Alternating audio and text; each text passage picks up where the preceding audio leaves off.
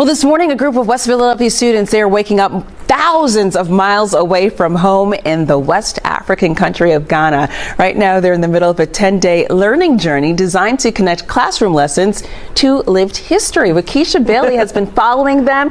We were with them as they left last week. And how are they doing? They're loving it. Let's just say that. Right? And they have days packed with just so many lessons. So, as you mentioned, Janelle, we were there last week at Global Leadership Academy as they departed, filled with excitement and purpose. Now, after speaking with school leaders, well, we can see why this trip is much more than travel. Hello, beautiful people. Welcome back to Pramso this year. If you are a returning subscriber, then thank you for your endless support and I appreciate you a lot. If you're also new to the channel, thank you for watching. And please, we are not just building a channel, we are building a community. So thank you for being here. And we will be glad if you stay with this channel. Today's episode, I'm bringing you day 3 to 5 of the West Philly students who are in Ghana right now. The students from Global Leadership Academy. They're still in Ghana. But I'm bringing you day 3 to 5, what they did. They went to Kwame Nkrumah Memorial Park or Kwame Nkrumah Mausoleum. Kwame Nkrumah is the founder of Ghana. Okay, he fought for independence for Ghana. He's the first prime minister or first president of Ghana. And ladies and gentlemen, let's go watch that video.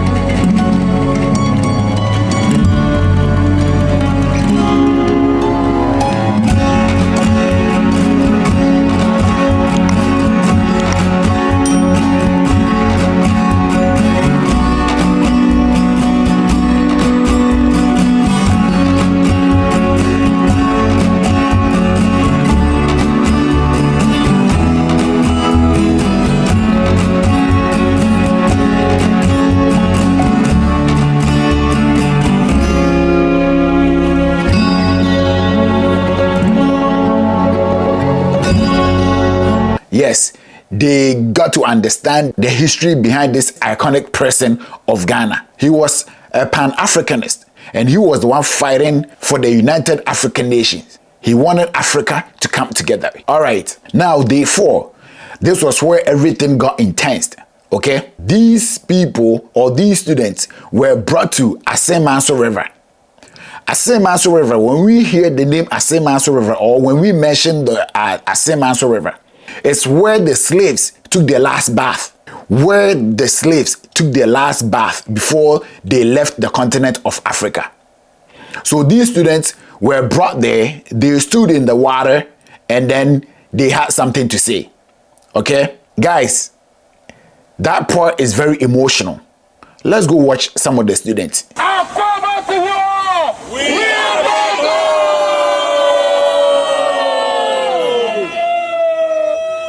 Hello, my name is Noah Whitehurst, aka Obama. Hello, my name is Naomi Balachu. I'm from Global Leadership Academy.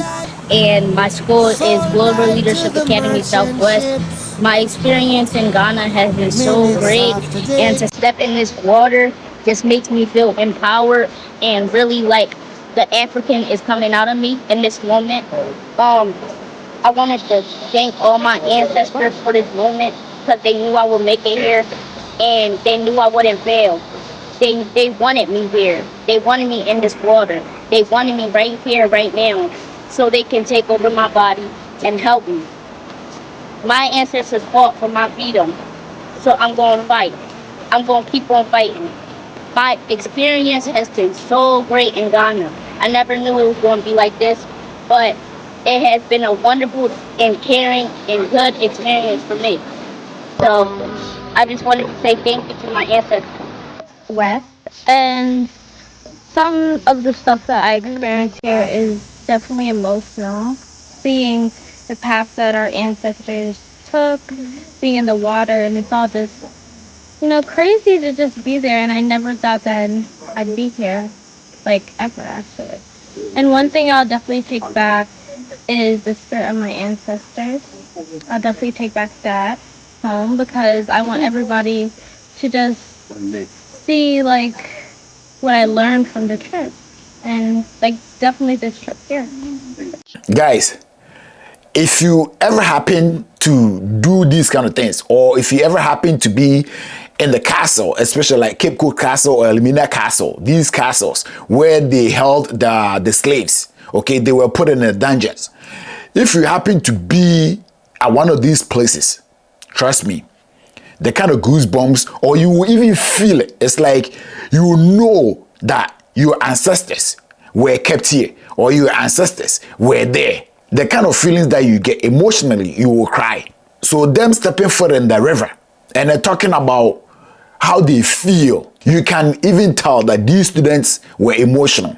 They were very emotional. See, these students, this is their first time touching foot on Africa. They never been there before. Their parents, I don't think some of them, their parents have even been in Africa before, but their great ancestors were taken from here and brought to the United States of America, or brought across the world. And now they're here witnessing or seeing these kind of things. And after that, they balance that day off with a little bit of fun by going to the skating arena to go skate a little bit, just enjoy themselves. But day 5, that's when they ended up going to Cape Coast Castle, okay? So day 5, they were at Cape Coast Castle. And that was where the story was told to them about how everything went on, where their ancestors were kept, okay? They were kept in the dungeon. They were showed the door of no return. But this time around, even if they go through the door of no return, they will come back. So it's the door of return, all right? So they were shown to the door of no return. The stories were told to them. They stood there like taking in what went on that day, or what probably went on during that era. And you can tell that these students or these people, they were like emotional, very emotional about it. Imagining your ancestors or your grandparents going through this, and now you're here witnessing everything, or you're here and the story is being told to you. The kind of emotional that you will get. This is not easy. It's not easy at all for these students. Even though they're young, but they can feel it. You can tell that these students, they can feel it, because emotionally they were very sad. They were very sad. I would like to recognize everybody for being able to express their feelings yesterday at the river. I say, recognize. I said out of recognition. Recognize. I would like to recognize the fact. Confronting the realities of the students are expected to return home Sunday. They'll have Monday to rest before to expand this international curriculum to the high school level. Talk about learning history in person. In person. Yeah, and this is not a vacation. They have reports. They have to put together, right? And just speaking with the school leaders, they said this was a very emotional trip. I'm sure. For a lot of these students as well. Yeah. And this is also an experience that they get to send back to their families, and it really just changed just their scope of how they even just view history, to be able to be upfront and close with it. And Janelle, I have to tell you, when they arrived over in Ghana, I guess the students there actually saw the report that we did on them leaving. Oh my gosh. So the students were like, oh my gosh, we're on TV in Ghana. How cool is that? Well, we are wishing them, a continued great experience, and I can't wait to hear from them when they come back. Exactly. I'm looking forward to those interviews with the students. Thank you, Wakisha. I'm looking forward as well. And after that, I heard these students are going to get the African names. Yes, each one of them, they're going to get their African names.